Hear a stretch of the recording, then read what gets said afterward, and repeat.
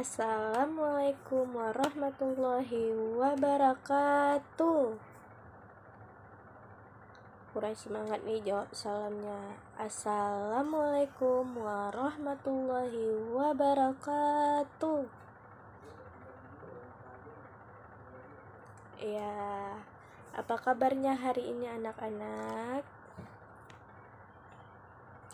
Kalau ibu tanyanya apa kabar, jawabnya itu alhamdulillah luar biasa. Bisa? Yuk kita coba. Apa kabarnya hari ini anak-anak?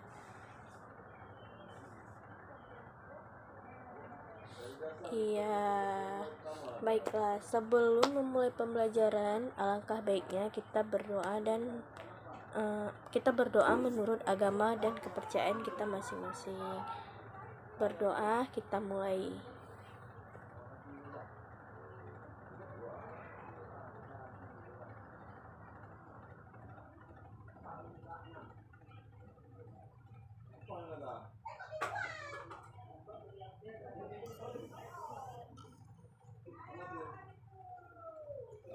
Amin. Baiklah, sebelum kita memulai pembelajaran, ibu mau mengabsen kalian nih. Siapa yang hari ini tidak hadir? Oh, kita hari ini hadir semua ya, rajin ya hari ini. Nah, minggu lalu kita belajar apa? Minggu lalu kita belajar tentang apa? Iya, pinter.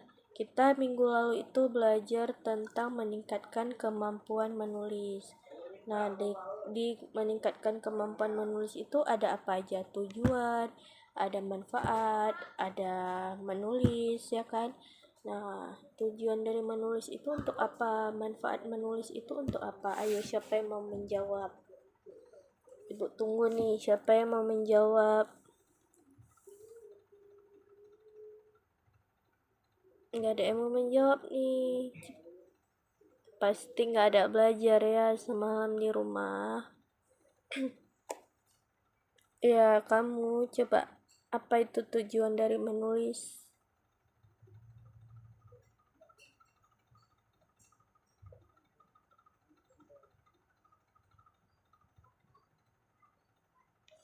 Iya, coba kamu sekarang apa manfaat dari menulis? Salah satunya apa aja manfaatnya?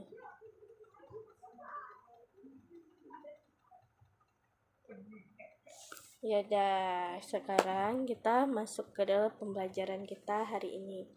Kemarin kita udah belajar tentang meningkatkan kemampuan menulis. Nah, hari ini kita akan belajar tentang strategi meningkatkan kemampuan menulis.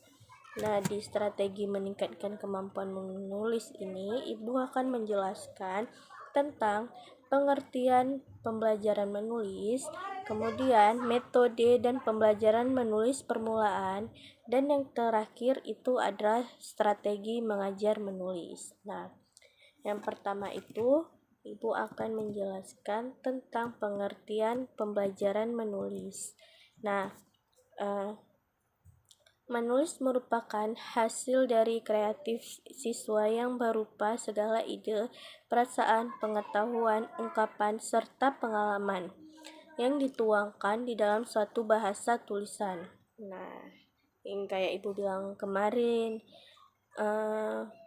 misalnya menulis puisi, menulis karya ilmiah, menulis cerita, menulis dongeng, ataupun bisa juga menulis pidato, menulis kalian menceritakan tentang liburan kalian, itu dituangkan dalam suatu tulisan. Kemudian seperti yang kita ketahui bahwasannya bahasa sendiri terdiri dari bahasa tulis dan bahasa lisan. Nah, munculnya tulisan di tengah-tengah kalangan masyarakat itu sangat penting karena tulisan sendiri bersifat untuk menambah wawasan manusia dan juga untuk menghibur. Kemudian tulisan itu bersifat fiksi seperti cerpen, novel, puisi, drama, dan bahkan sampai dengan tulisan yang bersifat non-fiksi seperti buku-buku populer yang menambahkan pengetahuan dari pembacanya. Kemudian tulisan itu sendiri merupakan hasil dari suatu pengetahuan atau pengalaman, bisa jadi kebiasaan dari membaca serta latihan menulis yang terus-menerus yang dilakukan sehingga membuat tulisan yang dihasilkan dapat dihargai oleh orang lain dan menjadi lebih berkualitas serta juga dapat menghasilkan tulisan yang tidak meniru karya orang lain. Nah, di sini perlu kita ketahui anak-anak, pada akhir pengajaran bahasa dan sastra yaitu agar para siswa terampil dalam hal menyimak, terampil dalam hal menulis, terampil dalam hal berbicara, serta terampil dalam hal terampil dalam hal berbicara. Menulis juga merupakan proses dari berkesinambungan dengan keterampilan bahasa. Menulis merupakan proses dari kesinambungan dengan keterampilan bahasa. Menulis juga merupakan satu tahapan keempat yang paling terutama dalam menulis sebuah karya. Yang dilakukan terdapat hambatan-hambatan yang dilewati. Paling sulit dilakukan karena terhambatnya dilewati siswa terutama dalam hal menulis sebuah karya sastra. Nah, yang berbentuk puisi sebab penguasaan dari kosakatanya yang sangat kurang sehingga menghambat pemilihan dari kata. Dalam menulis sebuah puisi, kata-kata yang digunakan dalam puisi tersebut merupakan hasil pemilihan yang sangat cermat dan kata-kata tersebut merupakan hasil dari pertimbangan baik itu makna, susunan, bunyi maupun hubungan kata itu dengan kata-kata lain dalam setiap baris dan baitnya.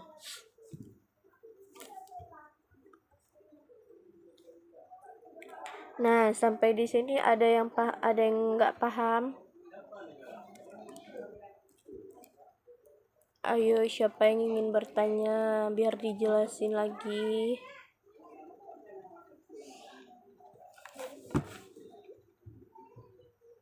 Ayo cepat, siapa yang ingin bertanya? Siapa yang kurang jelas dengan pemahamannya tadi?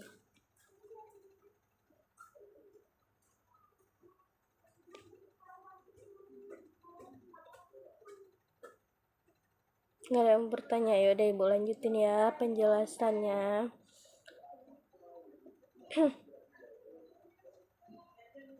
Iya, kita membaca, misalnya kita membaca puisi. Ya, kita membaca puisi itu, kita membuat puisi itu pasti kita harus mempunyai gagasan ataupun kita ide-ide, misalnya puisi tentang kebersihan. Nah, apa ya ide dari puisi kebersihan itu kan kita harus mikir tuh. Terus kita harus banyak-banyak membaca buku tentang yang bercerita tentang kebersihan. Nah, dengan kita membaca buku itu kita bisa tahu tuh kita mau membuat puisi tentang kebersihan. Kita dah mempunyai ide nih, kita tulis tuh ide puisi kita. Nah, itu yang disebut menjadi satu karya ilmiah. Terus metode dalam pembelajaran menulis itu ada metode eja, metode kata lembaga, metode global, metode SAS, dan sampai situ aja metodenya. Kemudian ibu akan menjelaskan, siapa yang mau menjelaskan tentang metode eja?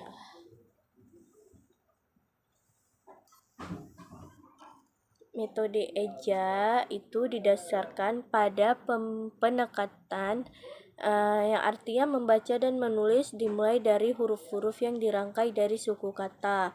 Oleh sebab itu, pengajaran dimulai dari pengenalan huruf-huruf. Nah, kalau metode kata lembaga itu apa? Metode kata lembaga itu ayo, siapa yang mau jelasin?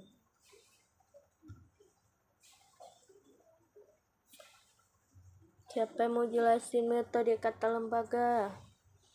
Metode kata lembaga dimulai dengan mengajar dengan langkah-langkah mengenal kata-kata, merangkaikan kata-kata antar suku kata, menguraikan suku kata atau huruf-hurufnya, dan menghubungkan huruf menjadi kata. Metode global yaitu memulai dengan pengajaran membaca dan menulis permulaan dengan membaca kalimat secara utuh yang ada di bawah gambar. Kemudian metode SAS, yaitu suatu pendekatan cerita yang disertai dengan gambar yang di dalamnya terdapat unsur-unsur analitik dan sintetik. Kemudian adapun menurut beberapa para ahli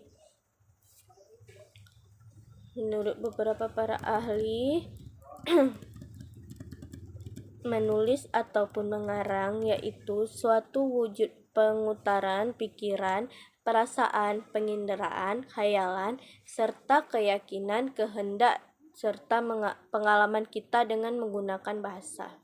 Nah, sedangkan menulis yaitu suatu aktivitas seseorang dalam menuangkan suatu ide-ide, pikiran pokok, serta perasaan yang berdasarkan pengalaman yang dituangkan dengan menggunakan bahasa, sehingga pesan tersebut mudah dipahami oleh si pembaca. Kemudian itu strategi belajar mengajar menulis. Nah, di sini siapa yang mau menjelaskan tentang strategi belajar mengajar menulis? Siapa yang mau menjelaskan?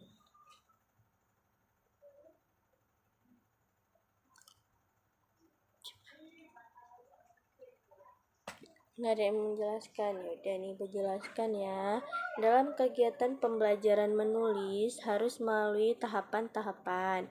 Yang pertama itu ada penciptaan diksi, yaitu siswa dilatih untuk memilih suatu kata secara tepat dan menggunakannya sesuai dengan pembaca yang akan dituju. Kemudian ada pembuatan kalimat yang efektif. Nah, kalian tahu nggak apa itu pembuatan kalimat yang efektif? Siapa yang mau menjelaskan? Ayo cepat, ibu mau dengar nih kalian yang mau menjelaskan. Iya, coba kamu, apa itu pembuatan kalimat yang efektif? Suaranya yang besar menjelaskannya biar kawan-kawannya juga dengar.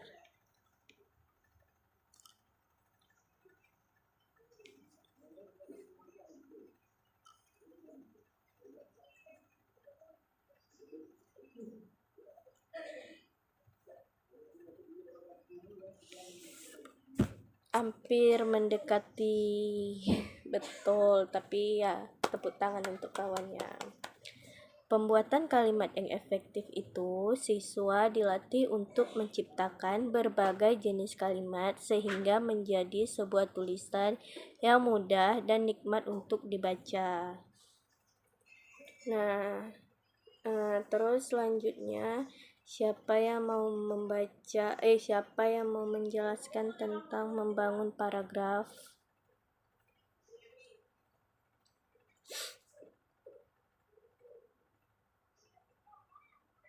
Siapa yang mau menjelaskan tentang membangun paragraf? Iya, coba kamu. Gak apa-apa kalau salah kan gak dimarahin. Ayo cepet, apa itu membangun paragraf? Ibu mau dengar nih.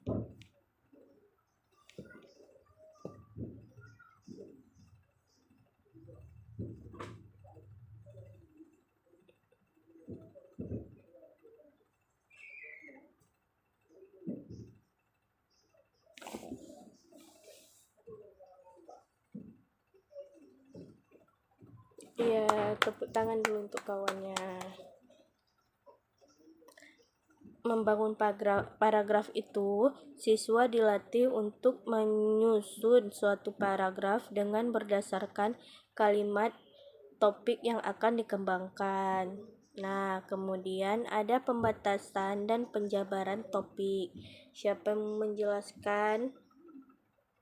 Ada yang tahu? Ya udah. Topik dari karangan yang harus dibatasi agar lebih fokus. Nah, sampai di sini. Oh, ada satu lagi. Pemilihan jenis dan penciptaan wacana. Nah, siapa yang mau menjelaskan sedikit apa itu? Iya, untuk menyusun wacana, lebih tepatnya dilatih untuk menyusun wacana. Nah, itu penjelasan Ibu dari strategi belajar mengajar menulis. Dan pembelajaran kita hari ini juga yaitu strategi meningkatkan kemampuan menulis. Nah, sampai di sini apakah ada yang ingin bertanya?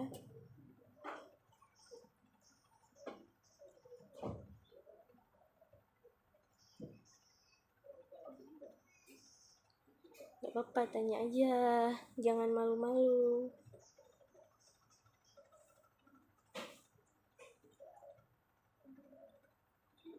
Gak ada yang mau bertanya, ya udah. Pembelajaran kita sampai di sini. Minggu depan kita bertemu lagi. Minggu depan kita belajar apa? Iya, belajar tentang matematika kan. Jangan lupa belajar ya. Pertemuan kita hari ini cukup sampai di sini aja. Kalian boleh istirahat, boleh beli jajan, tapi kita berdoa dulu sebelum pulang. Nah, berdoa, kita mulai.